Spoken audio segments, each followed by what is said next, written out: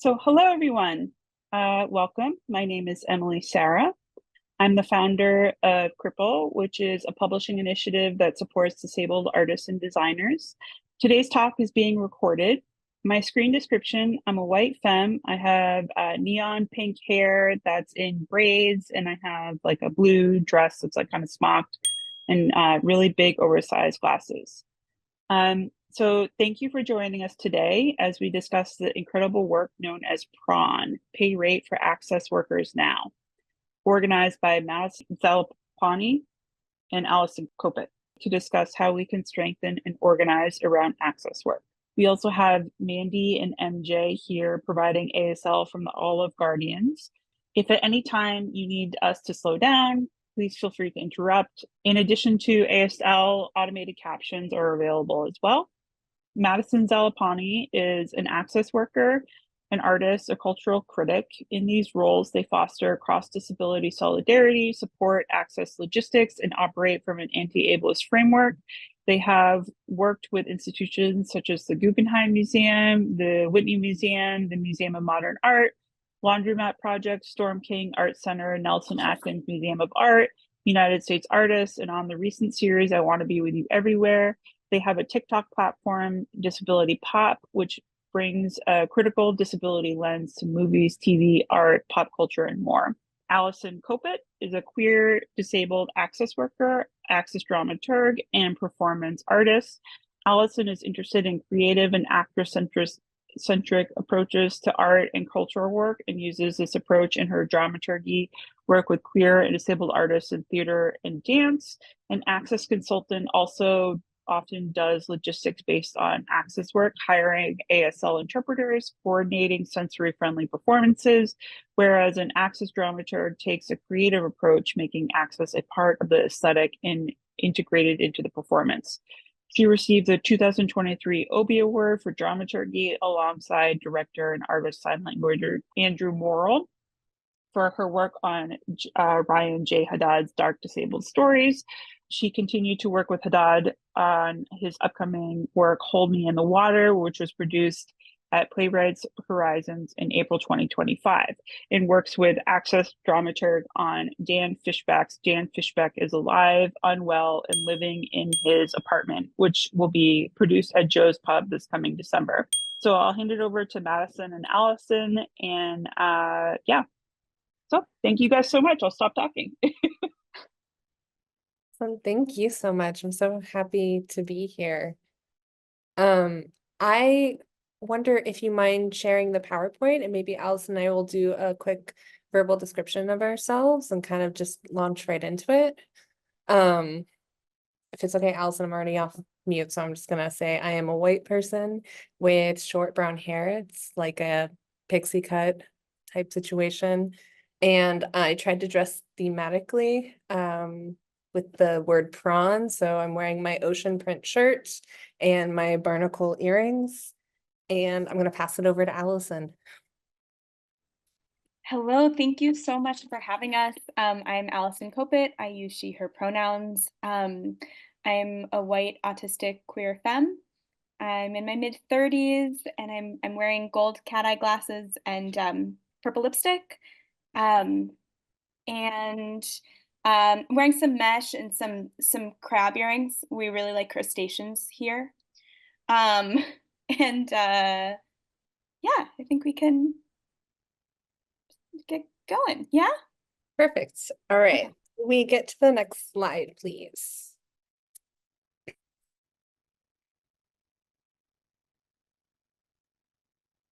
All right. So P.R.A.W.N stands for Pay Rate for Access Workers Now, and the slide is why P.R.A.W.N. Why did this whole thing happen?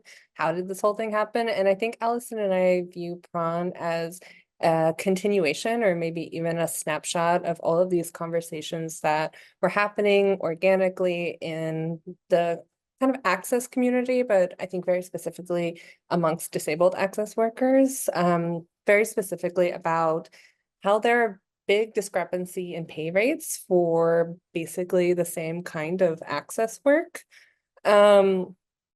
Also, the lack of transparency surrounding how access workers' labor is being used. So a lot of times, it's not necessarily how much people are getting paid, but like how it is being organized or structured or kind of facilitated. The access workers were feeling like they needed community and solidarity with one another in the field, and that they had the desire to build collective power, right? If institutions are claiming to value our work but hold all the power, access work is not effective or transformative. And we really wanted to try to bring these conversations together, to document them in some way and to make them more accessible. It's great that these conversations are happening, but not everybody has access to them or access to the larger kind of disabled access worker networks. Next slide, please. And so we pulled this quote. I hope that more institutions hire disabled access workers and structure this work so that it is accessible to and sustainable for workers. I also wonder if disabled and non-disabled access workers are being paid the same rates based on this data. And as disabled workers take on more access work positions, it really is important for us to be tracking these patterns so that we can continue to advocate for not only access work to be valued, but also for disabled wisdom and experience to be valued monetarily as well. And I'll pass it off to Allison. Next slide, please. And so P.R.A.W.N began with a survey. It was inspired by the Arts and All Museums Salary Transparency 2019 spreadsheet, which was a way of kind of exposing the vast discrepancies in pay in museum spaces. And it made a really big impact. And we were thinking, we don't have this kind of information about access workers. And so the survey that we wrote included questions about pay rate, satisfaction with that pay, and also asked for some qualitative data and kind of personal narratives about what it was feeling like to do access work at this time in 2023 specifically.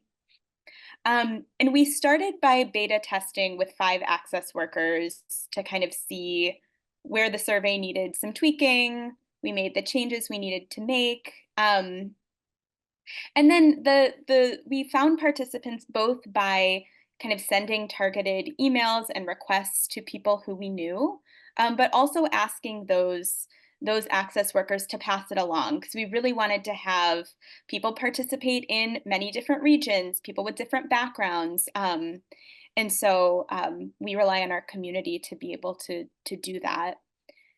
And then we kind of looked through this survey, we analyzed the results, we synthesized it into the report format that you have now, that some of you have read or could read. It's all open source. And then we just did outreach and shared with cultural workers, access workers, and institutions. And I want to really name interdependence here as and trust as a huge, huge part of this project. This was totally reliant on access workers and our community to give us this information. And people, this is information connected to employment. This is about livelihood, right? And so it was incredibly meaningful for us to be able to, for the kind of information that was, that our participants trusted us with. And we feel really, really grateful about that. And it is what has allowed us to do this work completely.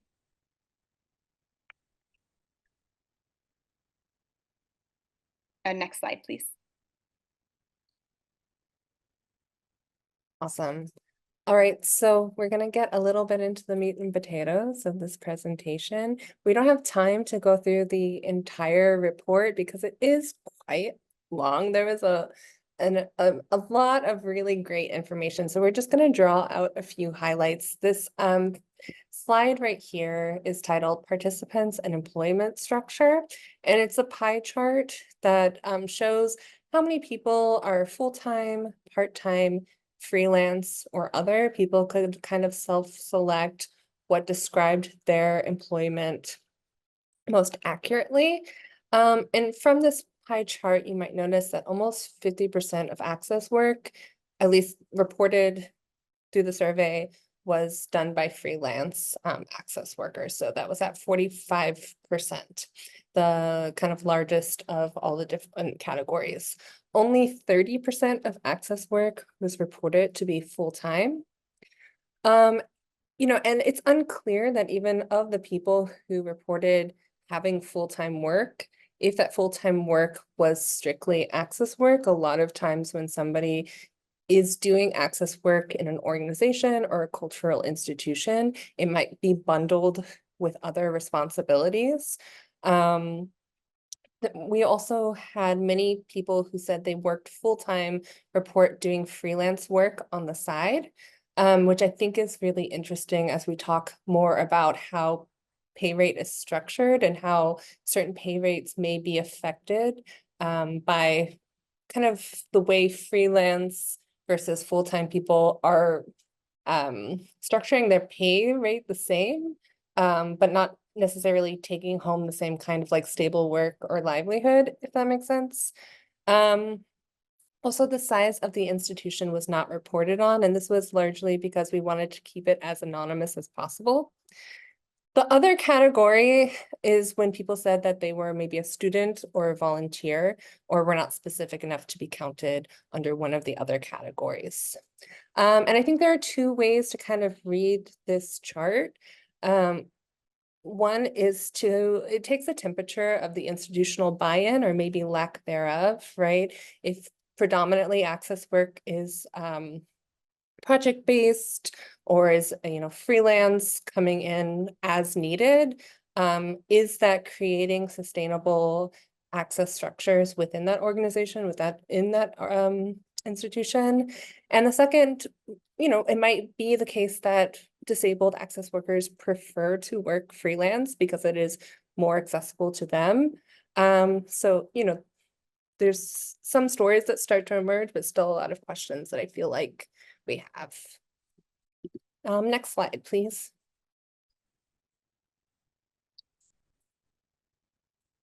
And so anecdotally speaking, even if an organization or institution has a dedicated access worker, it's usually just one person or a department that is responsible for the entire organization.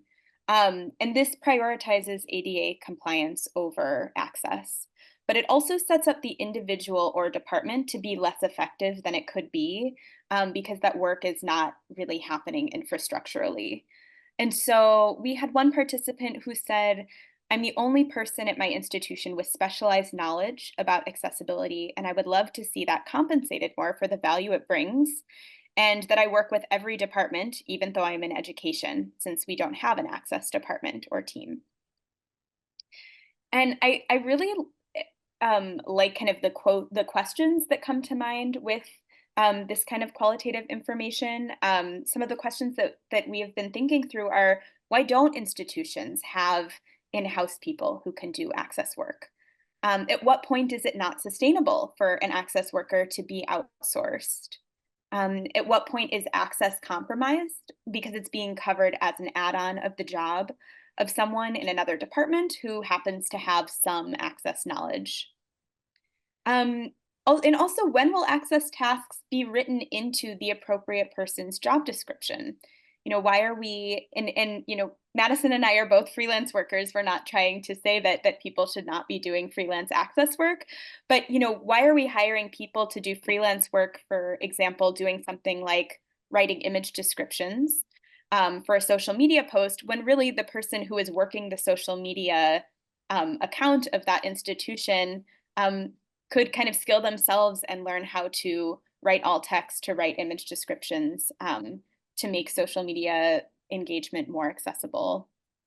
Next slide, please.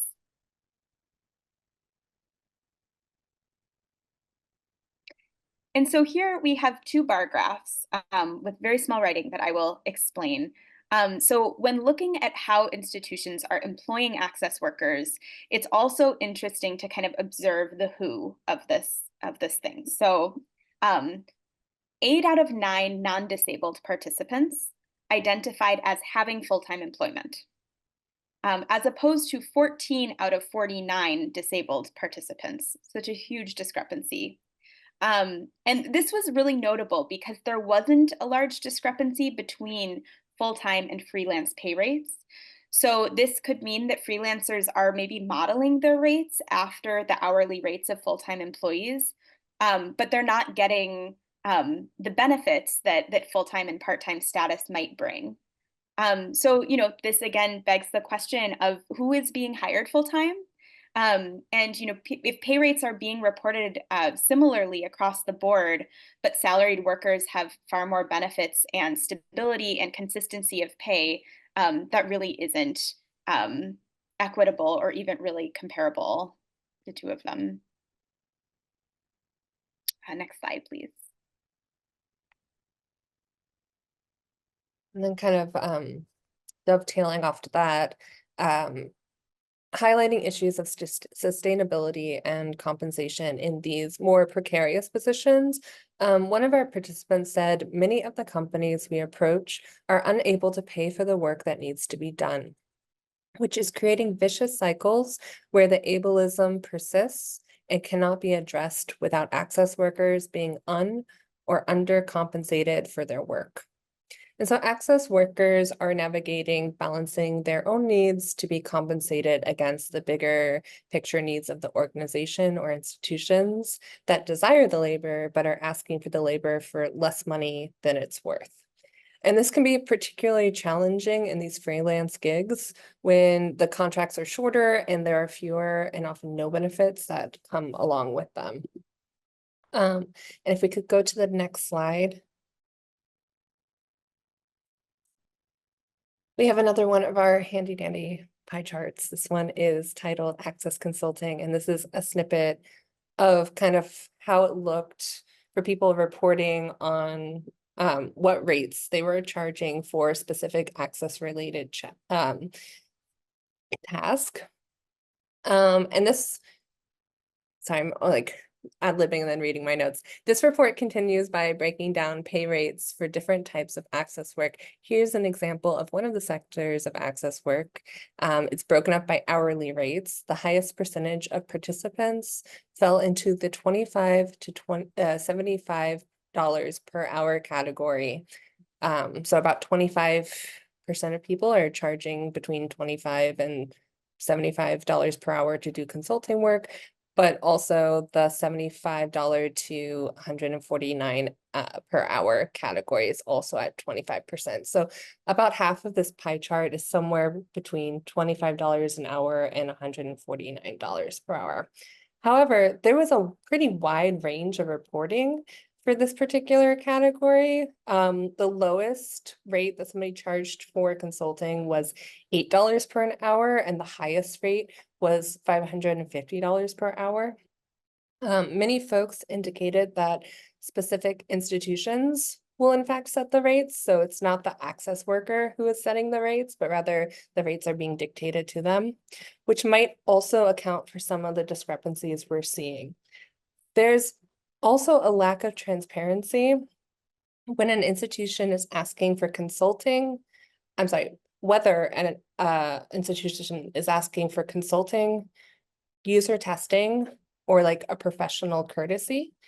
Oftentimes these kind of will be treated as if they are the same thing, but are actually very different, especially when we're talking about price points. So institutions aren't always able to articulate what they're looking for, and access workers then don't really know what to charge, right? So there's a little bit of that question of having a clarity of the scope of work, and then also the actual ask, the actual needs of the institution. Next slide, please.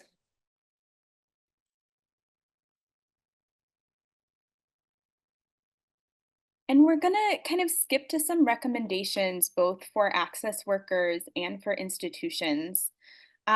So, and to start with access workers, I think we're switching interpreters. Do you mind if we just wait a second? I'm sorry.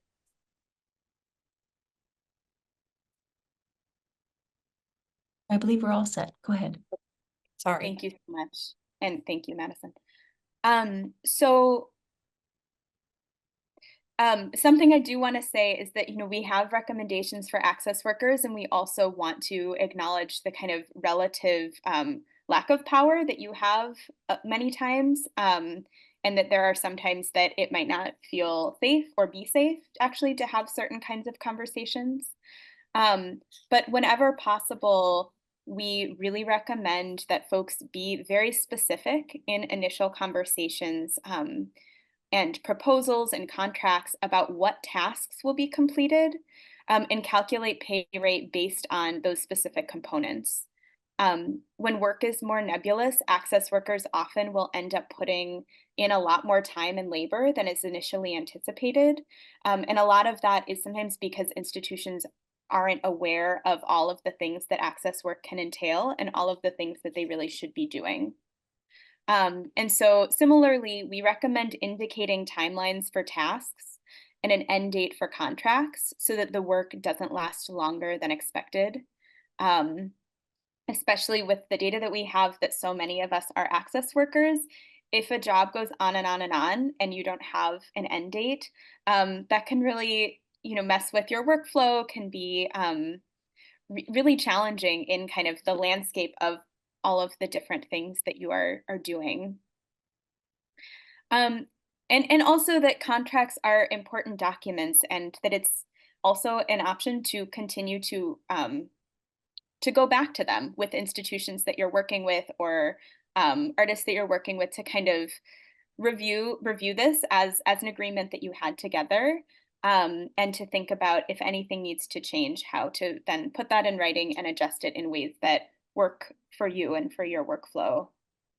And then we also, recommend that you be in conversation with other access workers whenever possible. And so reaching for transparent conversations about pay rates and desires can be really important. A lot of lines of work have unions, have collectives, have maybe shared schooling that people met other people in their field and kind of built ideas together. A lot of credentialing in other fields, again, not in access work, and that can kind of build community and build shared knowledge in the field. And because we don't have that, we're really relying on these horizontal relationships with each other. And so, the more that we band together as a group, the greater power that we're going to have, and the more sustainable and valued our work will hopefully be. Next slide, please. Gorgeous. And of course, we have some action items for institutions too. One, we'd like to recommend allocating funding for access initiatives to establish institutional commitment by planning ahead. Access work adequately compensated and integrated from the very beginning stages will create more sustainability for both the institution and the access worker, and is usually more effective. And, I know that most organizations and institutions are definitely doing the best that they can, but there's always kind of this tendency of like, oh, well, maybe we have $2,000 left in our budget and we should do this really great access initiative, but we have to get it in before the end of the fiscal year, which is a month from now. And it's so well-meaning, and, everybody wants, imperfect access can often be better than no access at all. But it's just very different than the like, well, in the beginning of the year, we're planning on completing this access initiative and it's going to take the time it's going to take. Which is often kind of a more lovely way and more effective way to work. Number two, access workers are commonly disabled and or marginalized in other ways. So please remember that the access worker also will have access needs, and to account for that in your planning. So I do think that dovetails nicely with the first point. Number three, instead of relying on one salaried worker to be in charge of access, to make access a collaborative effort and way to learn together. One way of doing this might be to encourage existing employees to diversify their skill sets. For example, Allison gave the example of somebody who does social media, the social media coordinator. Maybe they could go through a training so that they know how to write image descriptions and they're not asking either freelance folks to write it or other members of the team or the access team who's not in the social, I just kind of understanding what access lives in the department that you're working in and kind of acquiring those skill sets if you don't already have them. You can also have, go over new job descriptions when they're coming out and making sure that you're folding in access skill sets from the get-go when you're hiring people. For access, plan for regularly scheduled access check-ins for greater accountability. Access workers, especially freelance workers, report that institutions often do not have follow-through on the goals that they have made to continue the work or to improve on access. And I think this goes back to a little bit of like understanding the scope of the work. Sometimes, you'll have initial conversations with organizations or institutions and being like, here are our sort of like big overview goals, but there's a lot of small things that have to happen in order to reach those goals. And so, checking in and making sure that like, hey, are we actually working in tandem? Is this how we had envisioned things? Are things coming up that we couldn't have anticipated? Is a really important part of this, this work. And I think we'll go to the next slide.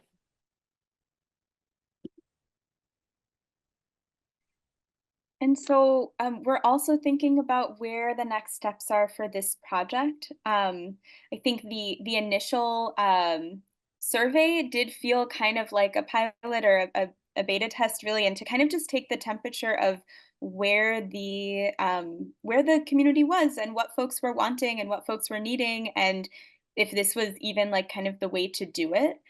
And it seems like, yes, I mean, it got you're all here. It seems like people are very interested and wanting to have these kinds of connections and move toward more solidarity in the field.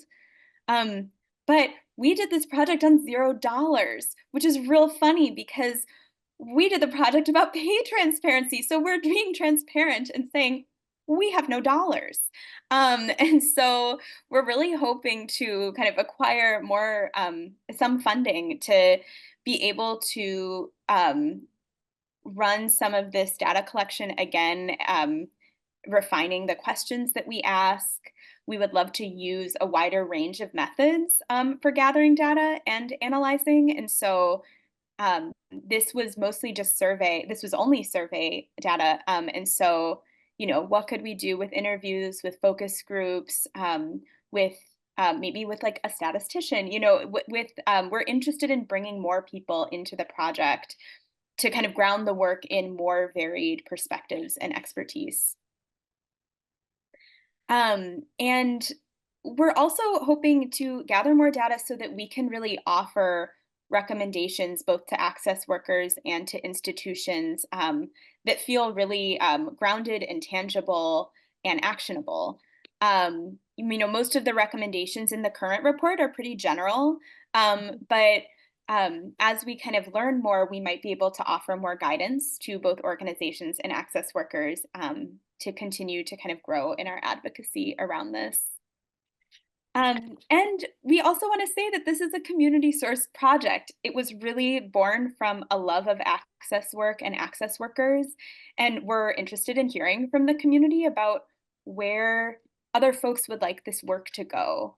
And also, if you know of funding streams that are interested in this kind of field-wide research, we're really interested in hearing from you and really value disabled wisdom and expertise. So we're very interested in connecting so that we can hopefully continue to grow in these ways. I think the next slide has some contact info if you want to pop over there, Emily. Actually, we're ending with a provocation. Oh, we can go to contact. That's cool too. Sorry, no, we do have a quote first. Gotta get the last quote in. Okay, well, we felt like this really encapsulates why we find this work so critical. So I think it is a nice way to end, although the last slide is very cute. One of our participants said, the more we all charge, the more we raise the standards for everyone.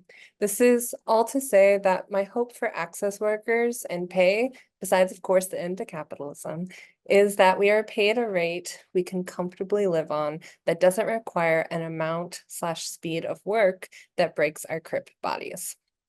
And as disabled workers, especially, we are often wrestling with wanting deeply to do this work and also needing to care for our bodies. These things do not need to be mutually exclusive, but they are, unfortunately, they often are.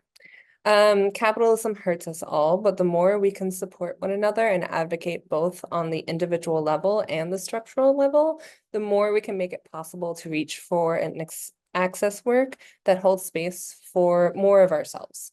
Access work will always be stronger with a foundation of disabled wisdom and disabled skill. So instead of fighting to be involved in the same harmful patterns that pervade ableist society, we hope to build towards a version where access work is sustainable and affirming. So next slide. And I think we didn't assign this slide to either of us, so maybe Allison and I can just kind of talk. This is our contact information. There's a really cute picture on the right of Allison and I FaceTiming with our matching prawn hats. Allison's is pink and mine is blue, and they say the word prawn on it in red cursive letters. That is very swirly and decorative. I will pause there. Did you want to read out your contact information, or should we get to the Q&A? Oh, I think it will be available in general, but we'll read it out just in case. My email address is Alison, ALISON .Kopit, KOPIT @gmail.com. And my website is www.alisonkopit.com. And my name is Madison Zalopany. My email is mzalopany, which is Z as in zebra, ALOPANY @gmail.com. And my website is also Madison, MADISON, Zalopany, ZALOPANY.com. And if you want to email us collectively, or the two of us, I mean, not the whole group email, it's infoprawns@gmail.com. And we also just really encourage people to read the report if that feels meaningful to you. There's a plainer language summary at the very end. You can skip around, but if you're interested in some of this stuff, there's a lot more in that report. Amazing. Thank you both so much. Yeah, such critical research. Thank you both so much. I know I have some questions. There were some questions initially also in the chat.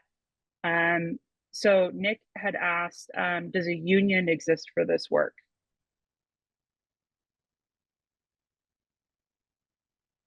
So, not to my knowledge that there's like an access union. I do know that there's like access collectives, or there's groups, or things like that. But I maybe I would ask Allison, are you aware of any kind of access specific union?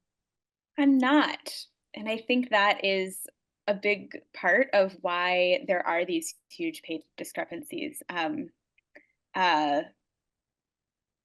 disparities. I don't know. And I think that, to me, the strongest, the closest thing to that is just us talking to each other. There are so many conversations that I have had about this stuff that could happen, in a bargaining meeting, right? But I'm not in those, and I don't think, but I don't know of unions or anything like that. I think it's interesting because there are some types of access work that feel more professionalized than others, right? Like ASL interpretation, or CART, or having certain designated access point people in visitor services, or customer facing things.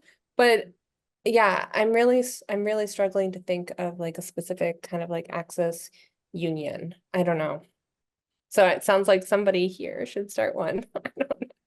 Not us. Especially, yeah, across different different Yeah. types of access work. Yeah. Awesome. Yeah, I to contribute to that as someone who also does access work in addition to like design and art, I also am unsure of a union, but that was one of my first questions as well, that um yeah, it needs to exist, I think, right? Um and another question from Julie is, has your research included questions about how income limits when on social assistance can affect pay rates? So, for example, why many disabled access workers may not be charging higher rates? It's a really, really good point.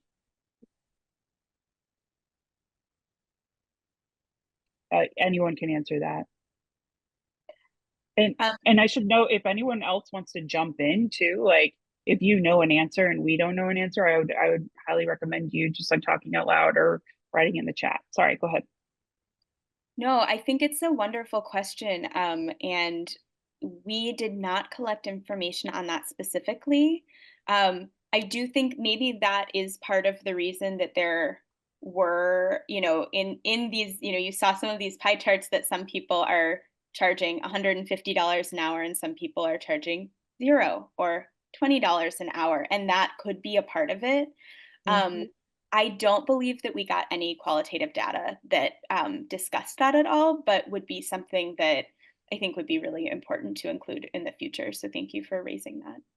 And I think this is also part of the reason if we find funding, we really want this kind of like advisory board, because when we were drafting the survey, there were so many things that we had to kind of edit out because it got really unwieldy. There's just access as a field is just so huge that it was really hard to like not make this survey like 50 pages long and impossible to fill out. So it would be really wonderful to collaborate with some other people to see like how we can restructure. Yeah, and just to clarify also kind of that note, if people are unfamiliar, especially individuals joining us from institutions, so there sometimes there can be limit incomes, um, uh, income limits. I just mixed up my words.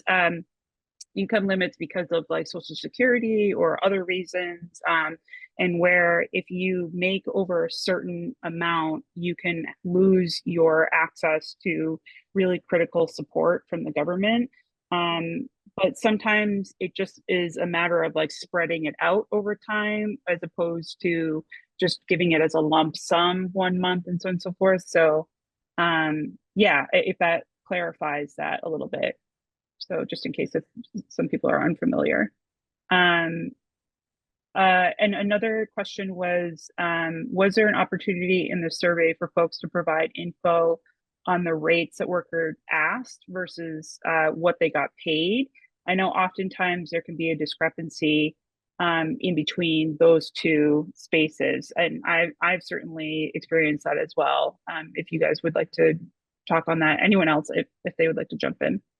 So there was a huge discrepancy in that we ended up deciding to ask people to just report on what they had actually gotten paid, not what they had wished they had gotten paid or what they might have asked to get paid, but like what are organizations, what are institutions, what are people actually paying for this work?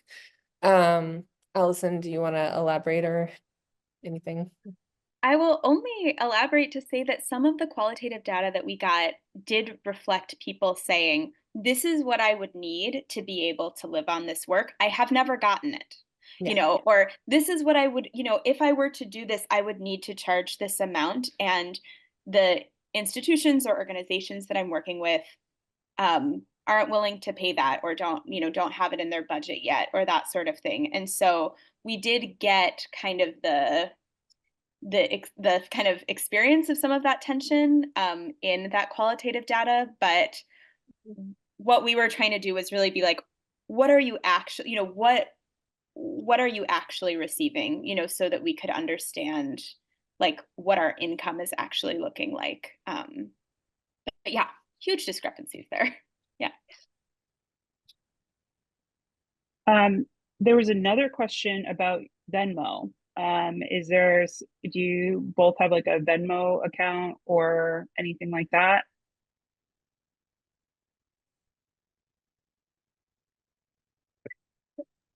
We haven't discussed this. We kind of have talked about not doing community sourced fundraising only because we do feel like access workers and also the disability community, although it's like lovely for us to all share resources with one another, we do feel really strongly that this work should be funded. Sorry, I'm struggling a little bit. Kind of like not on the generosity of people whose work is already kind of being exploited. I don't know. I'll pause there. But what we would accept is if you have some connections to funders or, like grants that you've gotten before. Part of the struggle for us is that a lot of the grants that we know about are for artists, but this isn't specifically art work. It's like field-wide research. And so, but it intersects with a lot of like arts and cultural work. But yeah, I mean, that's such a lovely offer. And I think, we really committed to doing a project that we knew we could manage as volunteer work, and then also said, and our boundary is that we're not going to like do an enormous project again without funding. And so, yeah, so I'll just say that. But thank you.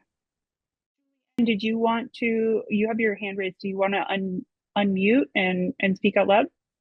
Yeah, I was wondering if I could share an idea I have that I would love to see anyone in this group roll with. I'm keeping myself off camera because it partly relates to social assistance, which I'm on, and I don't want my social assistants to find out that I'm proposing this idea. So that's where I'm at. I'm not in the US, I'm in another country, so it may be vary where you are. But on my disability assistance, there's like limits of how much I can report I've earned each month. There are also limits to like my total assets. And as someone negotiating when payments come in, as an accessibility consultant, it gets really tricky because it's like, can you split these payments? Like it makes me like in this unprofessional position where I'm trying to get them to pay me in a way where it's not going to affect my benefits. But what sometimes helps is when I have a collaborator who gets the original payment, they can then disperse the payments to me.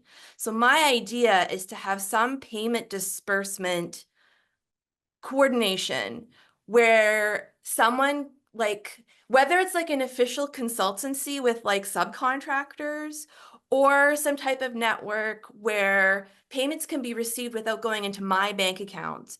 And then we can coordinate separately of how we're going to negotiate that money. Maybe you send me gift cards with it so that I don't have to report it. And like I also think of models like Pro Bono ASL, where everyone who which I haven't followed their work recently, but as far as I know, they're still doing it, where they pay all their ASL interpreters full rates, but they have a Patreon to support the sliding scale rates that some institutions will pay for. Because like me as an accessibility consultant, I also want accessibility consulting to be accessible to organizations that don't have budget. So I guess my idea is like some type of like coordination body that can accept both payments and donations, and then like play with the money in a way that's still like legal, still is like meeting the institutionals, like whatever, as well as being able to accommodate different needs. So I hope someone runs with this. That's all. I think that sounds incredible. I love that idea so much. Yeah, thank you so much. I think, this is also a major issue with grants. I know,